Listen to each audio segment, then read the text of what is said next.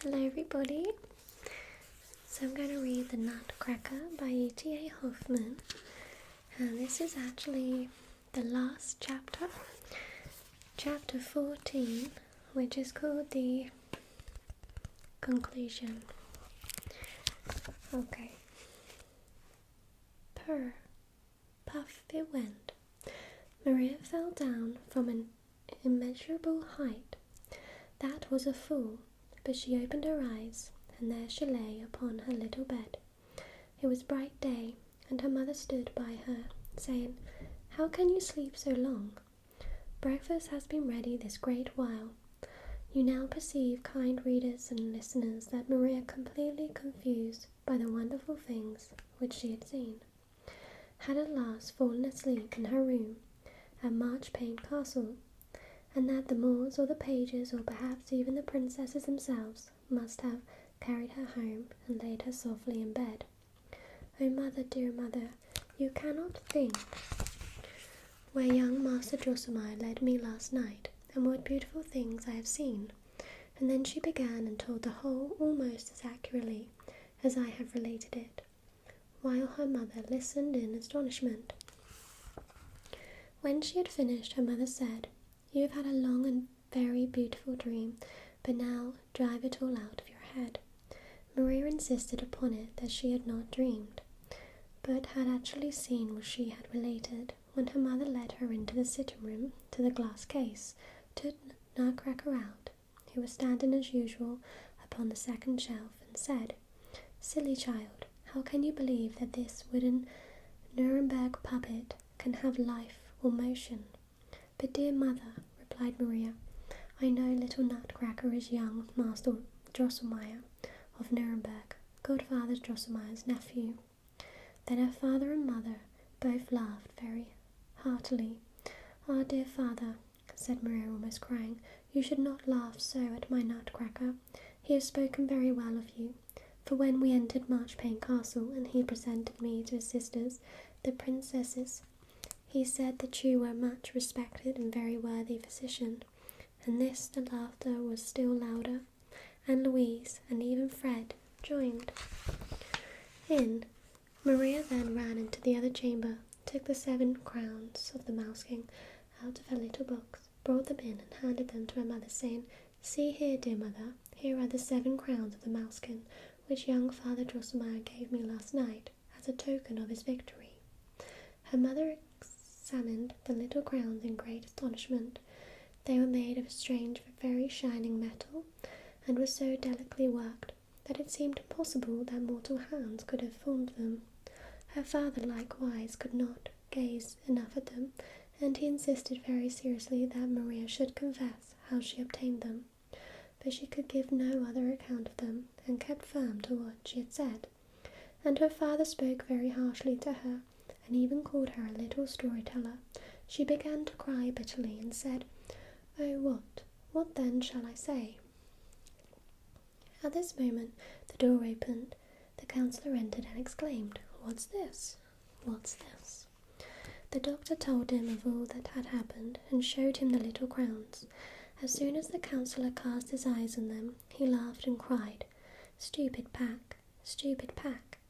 These are the very crowns which I used to wear on my watch chain years ago, and which I gave to little Maria on her birthday, when she was 2 years old. Don't you remember them?" Neither father nor mother could remember them, but when Maria saw that her parents had forgotten their anger, she ran to Godfather Drosselmeyer and said, "Ah, you know all about it, Godfather Drosselmeyer. Then tell them yourself that my Nutcracker is your nephew, young Master Drosselmeyer of Nuremberg, and that it was he who gave me the crowns."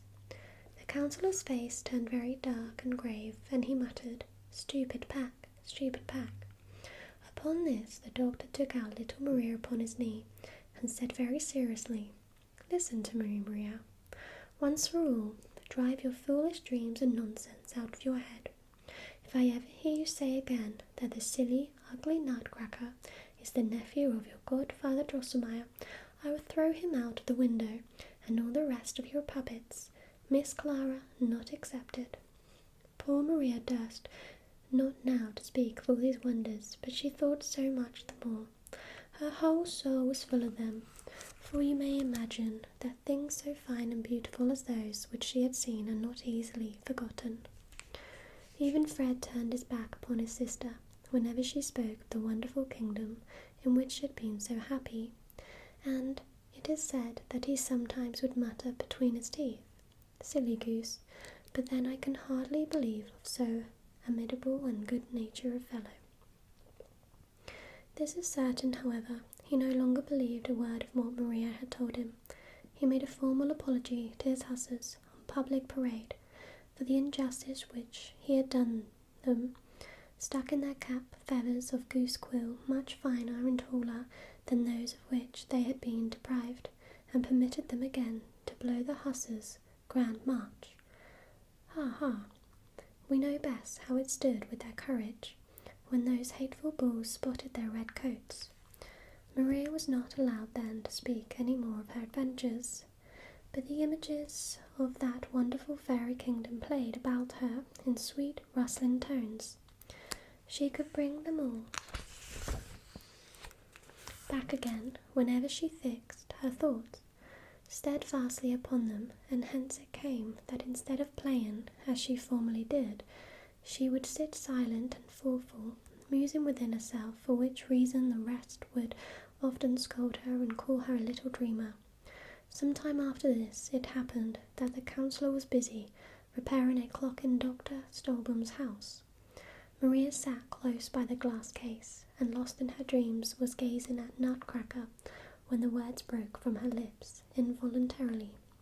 "Ah, dear Master Drosselmeyer, if you actually were living, I would not behave like Princess Barleypat and slight you, because for my sake you had ceased to be a handsome young man." At this the counsellor screamed, "Hey, hey, stupid pack!" Then there was a clap and a knock so loud that Maria sank from her chair in a swoon. When she came to herself, her mother was bruised about her, and said, "How comes such a great girl to fall from her chair?" "Here is Godfather Drosselmeyer's nephew, just arrived from Nuremberg. Come, behave like a little woman." She looked up. The counsellor had put on his glass wig again and his brown coat. He was smiling very pleasantly, and he held by the hand a little but very well-shaped young man. His face was as white as milk and as red as blood. He wore a handsome red coat, trimmed with gold, and shoes and white silk stockings. In his buttonhole was struck a nosegay. His hair was nicely powdered and curled, and down his back there hung a magnificent queue. The sword by his side seemed to be made of nothing but jewels. It flashed and sparkled so brightly, and the little hat which he carried under his arm looked as if it were overlaid with soft silken flakes. It very soon appeared how polite and well-bred the young man was, for he had brought Maria's a great many handsome playthings, the nicest gingerbread, and the same sugar figures which the mousekin had bitten into pieces, and for Fred he had brought a splendid sabre. At table the little fellow cracked nuts for the whole company. The hardest could not resist him. With the right hand he put them in his mouth, with the left he pulled hard upon his cue, and crack, the nut fell in pieces. Maria had turned very red when she first saw the handsome young man, and she became still redder when, after dinner, young Drosselmeyer invited her to go with him into the sitting room, to the glass case, play prettily together. "Children, I have nothing against it, since all my clocks are going," cried the counsellor. Scarcely was Maria alone with young Drosselmeyer when she stooped upon one knee and said, "Oh, my very best Miss Stolbum, you see here at your feet the happy Drosselmeyer, whose life you saved on this very spot. You said most amiably that you would not slight me like the hateful Princess Parleypap if I had become ugly for your sake. From that moment I ceased to be a miserable Nutcracker, and resumed again my old and, I hope not, disagreeable figure. Oh, excellent Miss Stolbum, make me happy with your dear hand, share with me crown and kingdom. Rule with me in Marchpane Castle, for there I am still king." Maria raised the youth and said softly, Dear Master Drosselmeyer, you are a kind, good-natured young man, and since you rule in such a charming land, among such pretty, merry people, I will be your bride. With this, Maria immediately became Drosselmeyer's betrothed bride.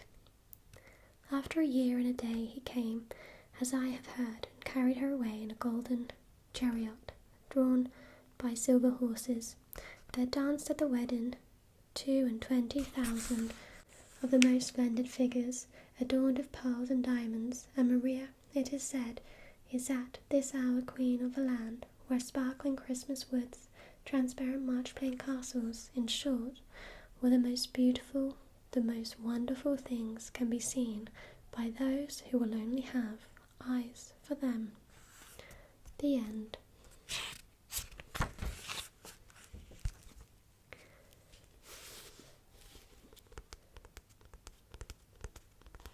So this was the story of the Nutcracker by E.T.A Hoffmann. Thank you. I hope you enjoyed. Bye-bye.